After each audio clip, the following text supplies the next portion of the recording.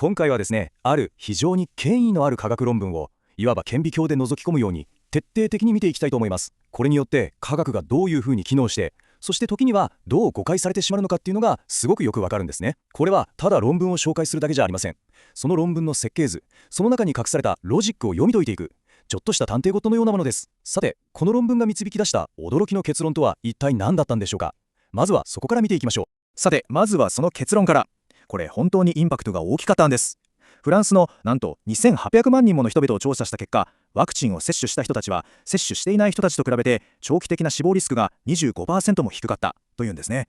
これだけ聞くとものすごく力強い安全性のデータに見えますよね。でも科学の本当に面白いところってここからなんですよ。結論だけを見て、へえそうなんだで終わるんじゃなくて、どうやってその結論にたどり着いたのっていう方法、つまりプロセスですね。ここにこそ物事の真実が隠されているんです。さあ、ここからが本番です。この論文の設計上のまさに核心部分を一緒に操作していきましょう。操作のまず第一歩。この研究で比べられている2つのグループ、これが一体どんな人たちだったのか、その正体からじっくり見ていくことにしましょう。このスライドが今回の謎解きのまさに鍵を握っています。左側が2200万人の接種したグループ、右側が590万人の接種しなかったグループ。でもこの比較には設計上2つのすごく大事な条件が付け加えられているんです。一つは調査を始めた時点で生きている人だけを対象にしていること。そしてもう一つ、これが特に重要なんですけど、高齢者とかもともと病気を持っている人が多く含まれる優先的に接種した人たちが分析の対象から意図的に外されているんです。あれって思いません？もうこの時点で比較のスタートラインがちょっと特殊だなっていうことに気づきますよね。さあ、ここで最初の大きな手がかりが見つかりましたよ。それはこの研究のメインの分析からすっぽりと抜け落ちてしまっているある決定的な期間の存在です。この論文、追跡調査が始まるのが接種した直後じゃないんです。なんと6ヶ月経ってからスタートするんですね。研究者たちはこれを不死時間バイアスっていう統計的な偏りを避けるためだと説明しているんですが、これが非常に重大な結果をもたらします。このスライドのタイムラインが示す通り、接種してから最初の6ヶ月間が完全にブラックボックス、つまり死角になっちゃってるんです。もっとも何か問題が起きるかもしれないこの一番大事な期間が4年間安全でしたという結論を出すための分析から完全に切り離されちゃってる。短期的なリスクと長期的な評価がつながってないんですね。これが一つ目のすごく重要なポイントです。さあ、次の手がかりに移りましょうか。そもそもこの2つのグループって本当に同じ土俵でフェアに比べられていたんでしょうか。この図がこの論文の設計上の問題をものすごくシャープに描き出しています。見てください。左側の接種した人たちのグループはこのロート、つまりフィルターによって最初の段階で健康状態が良くなかった人とか途中で脱落した人たちが取り除かれて、健康に生き残った人だけがいわば選び抜かれてるんですね。一方で右側の接種しなかったグループには同じような強いフィルターはかかっていません。これって介入の効果というよりは単なる選抜の効果を図ってしまっている可能性が高いんです。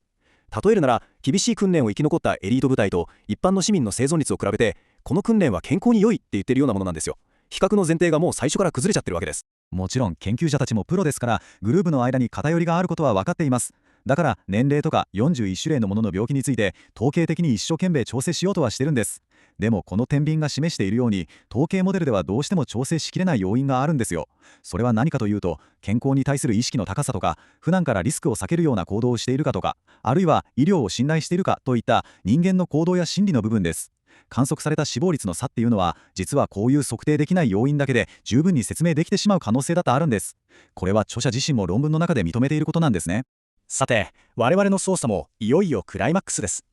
この研究デザインが持っている論理そのものが本当に頑丈なものなのかどうかを試すための思考実験をしてみましょう。ここでちょっと過激な質問を投げかけてみますね。もしもですよ、ワクチンを致死性の毒物、例えば青酸カリに置き換えて全く同じ研究のやり方を適用したら、一体どんな結論が出てくると思いますか？信じられないかもしれませんが、この思考実験の結果はこうなります。青酸カリは COVID-19 による死亡をほぼ 100% 予防する最強の予防薬である。って思いますよね。なぜなら青酸カリを飲んだ人はコロナに感染する前に観測対象からいなくなってしまうからです。追跡期間中に観測できるのは生き残った人だけだから、彼らの死亡率は当然高くなる。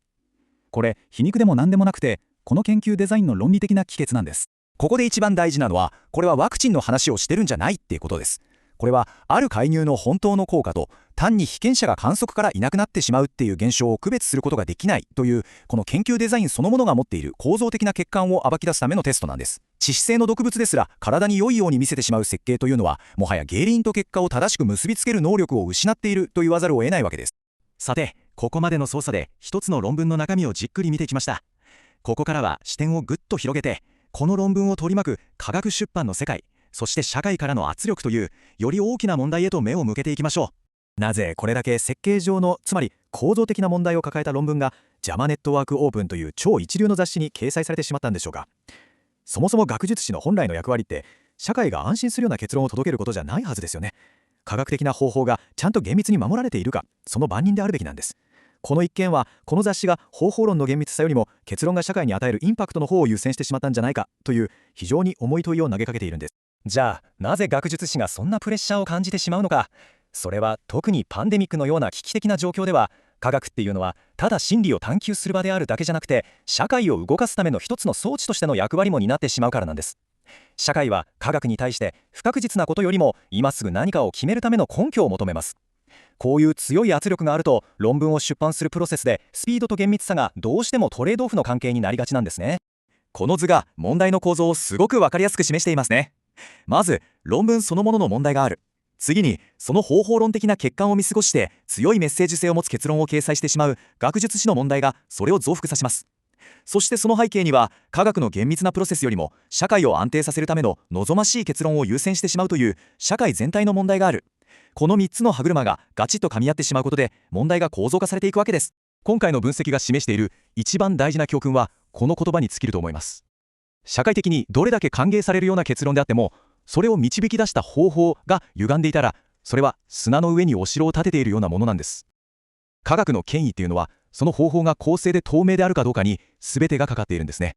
結局のところ、僕たちが学ぶべき一番大切なことって、特定のトピックがどうこうっていうよりも、どんな情報に触れた時でもただ結論を鵜呑みにするんじゃなくて、その人たちはどうやってそれを知ったんだろうっていう方法を問い続ける姿勢なんだと思います。どんなに権威のあるところからの情報であっても、その根拠を自分の頭で批判的に考えてみること、それこそが情報があふれるこの現代を生き抜くための一番強力な武器になるんじゃないでしょうか。ダ・ディベートへようこそ。本日はですね、医学誌JAMAネットワークオープンに掲載されたフランスの成人、約2800万人を対象とした非常に大規模な研究について考えていきたいと思います。mRNA ワクチンを接種した人々と、そうでない人々のその後の死亡率を長期的に追跡したものですね。研究の結論としては、18歳から59歳の層ではワクチン接種によって長期的な死亡リスクは上がらず、それどころか未接種の人々と比べて全死亡率が 25% も低かったというものでした。これ一見すると非常に心強いデータに思えますよね。そうですね。ただ、まさにその死亡率が 25% 低いという数字こそが今回の議論の出発点になると思うんです。この結果はワクチンの効果を純粋に示しているんでしょうか。それとも研究の作り方、つまり研究デザインそのものが必然的にこのような結果を生み出してしまったのではないか。今日の私たちの対話はこの点をめぐるものになります。私の立場は、この研究は観察研究が抱えがちな様々なバイアス、つまり結果を歪める可能性のある要因を、非常に洗練された疫学的な手法で巧みに制御しようと試みた価値あるものだというものです。私は逆の立場です。この研究のデザイン、特に誰を比較対象にするかというその集団の選び方にですね、根本的な非対称性、つまりアンフェアな点があると考えています。そしてその非対称性が比較そのものを意味のないものにしてしまっているのではないかと、その点から議論を深めていきたいと思っています。わかりました。ではまずこの研究の骨格から確認しましょう。これは何といっても約2800万人というもう国レベルの巨大なデータに基づいている点が重要です。これだけの規模があれば偶然によるブレは非常に小さくなって結果の安定性は高まるわけですね。そして公衆衛生上最も気になるワクチンは長期的に見て危険ではないのかという問いに対してリスクの増加は見られないという明確な答えを出した。これは大きな貢献だと思うんですよ。規模の大きさは確かにおっしゃる通りです。ただいくら規模が大きくてもその比較の物差しが曲がっていれば出てくる結論も曲がってしまう。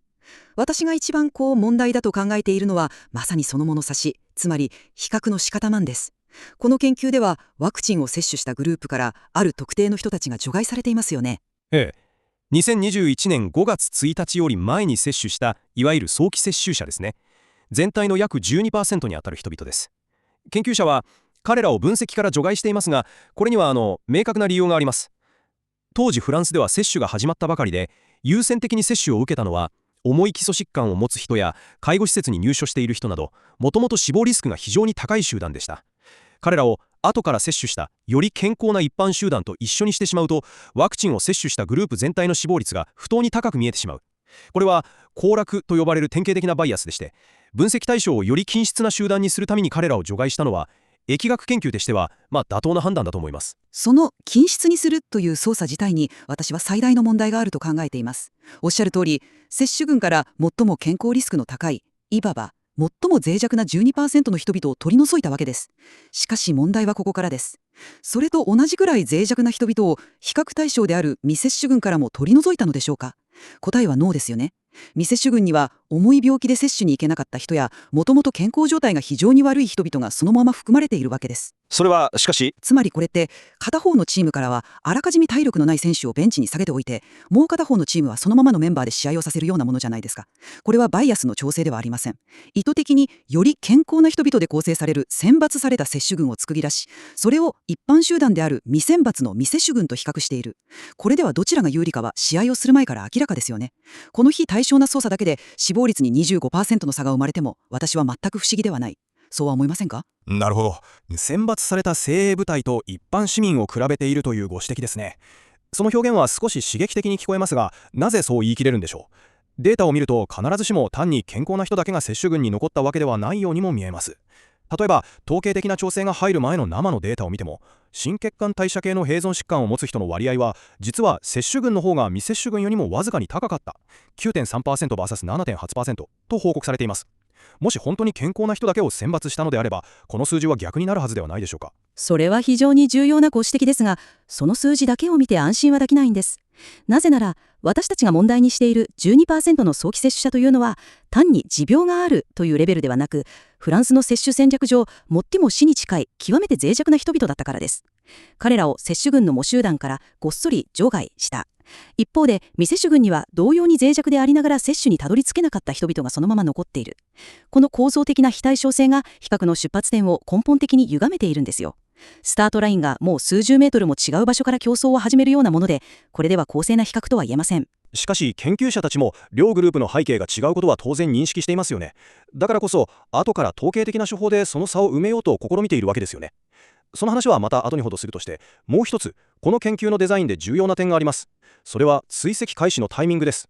この研究では接種した人あるいは未接種の人の指標時からすぐに追跡を始めるのではなく、6ヶ月間待ってから2021年11月1日時点での生存者を対象に分析を開始しています。その点も非常に大きな論点ですね。これは不死時間バイアスと呼ばれる観察研究特有の問題を避けるためのいわば教科書的な手法です。考えてみれば当たり前ですが、ワクチンを接種するためにはその接種日まで生きていなければなりません。もし接種直後から比較を始めると、その接種日まで生き延びたという事実だけで接種群が有利に見えてしまう。この構造的な偏りを補正するために一定期間を置いてから追跡を始めるのは、研究の信頼性を高めるための当然の手続きだと考えます。おっしゃる通り、不死時間バイアスは観察研究の古典的な課題です。その調整の必要性自体は理解できます。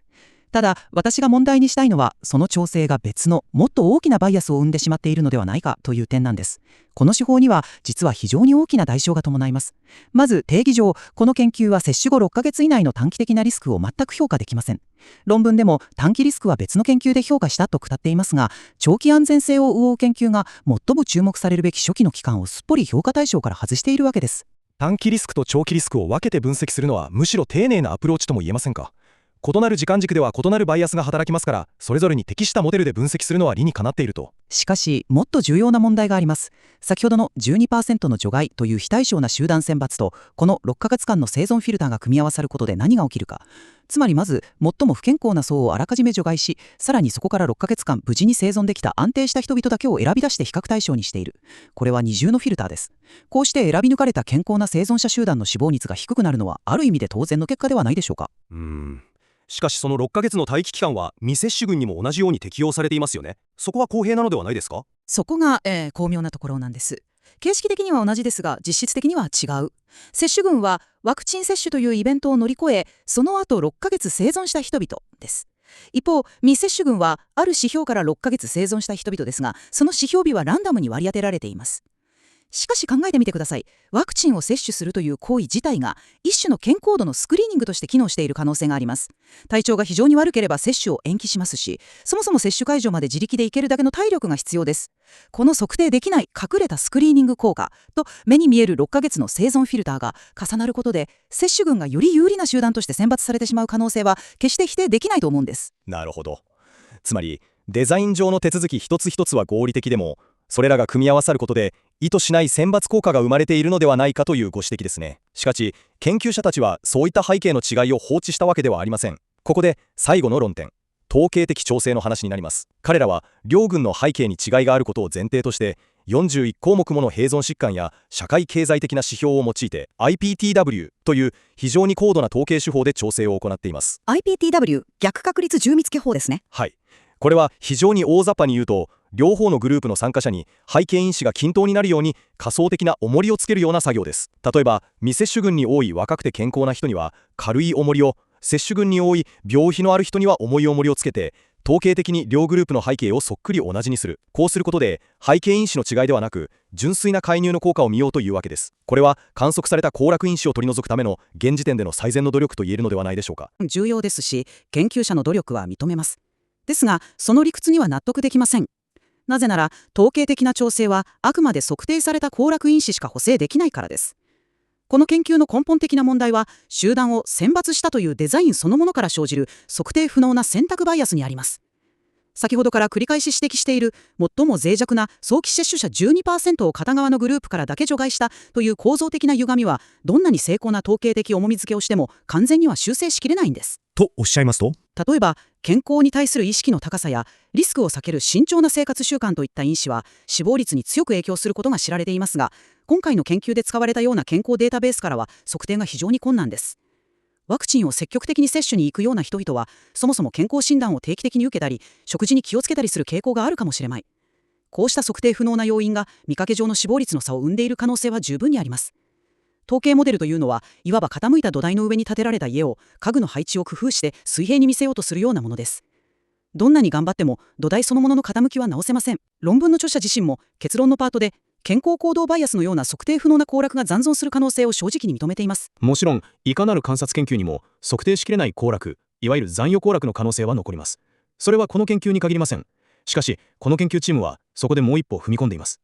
負の対象アウトカムというワクチンとは無関係なはずの死因、例えば不慮の事故などを使って未測定の後落がどれくらい影響しているかを推定しているんです。その結果、もし未測定のバイアスを考慮したとしても死亡率低下の効果が少し弱まる、ハザード比が 0.80 から 0.83 程度になる可能性はあっても、リスクが増加する方向に転じることはないだろうと示唆しています。これは非常に誠実で説得力のある分析だと思います。その分析手法自体は評価しますが、やはり問題の本質から目をそらすことにはならないと考えます。この研究デザインは極端な話、たとえワクチンが全くの無害無益な食塩水であったとしても、あるいはごくわずかに有害でさえあっても、接種群の死亡率が低いという結果を生み出しやすい構造になっているんです。比較の前提があまりにも接種群に有利なように作られている。その根本的な構造的な問題がある以上、どんなに高度な統計モデルを後から適用しても、その土台の歪みを完全に修復することは不可能です。これは計算技術の問題ではなく、研究設計の思想そのものの問題なんです。では最後に双方の立場をまとめてみましょう。私の見解はこうです。この研究は2800万人という圧倒的な規模と IPTW をはじめとする慎重かつ誠実な統計的調整によって18歳から59歳の成人において mRNA ワクチンが長期的な死亡リスクを増加させないという非常に強力なエビデンスを提供しました。観察研究である以上完璧ではありえませんが、デザイン上の様々な選択は基地のバイアスを可能な限り軽減するための合理的な試みです。その結論はワクチンの安全性に関する公衆衛生上の議論において重要な貢献をなすものだと考えます。私の総括はこうなります。この研究が最終的に示したのは、最も健康リスクの高い人々が意図的に除外され、さらに接種後の一定期間を生き延びたことが確認された選抜済みの集団の死亡率はそうでない一般集団よりも低いという、ある意味で当たり前の事実です。これは社会学的な観察としては興味深いかもしれませんが、その非対称なデザインゆえにこの差をワクチンによる因果関係と解釈することは論理的に飛躍があります。この研究デザインではワクチンの真の効果と研究者が作り出した選択バイアスの効果を残念ながら区別することは不可能です。なるほど。このフランスからの大規模なデータをどう解釈するかは、研究デザイン上の様々な選択、特に脆弱な 12% の除外や6ヶ月の待機期間といったものをバイアスに対する妥当な調整と見るか、それとも比較の公正性そのものを損なう致命的な欠陥と見るかによって全く異なる景色が見えてくるということですね。提示された資料は私たちにデータの表面的な数字だけでなく、そのデータがどのように作られたのかを深く吟味することの重要性を教えてくれていると言えるでしょう。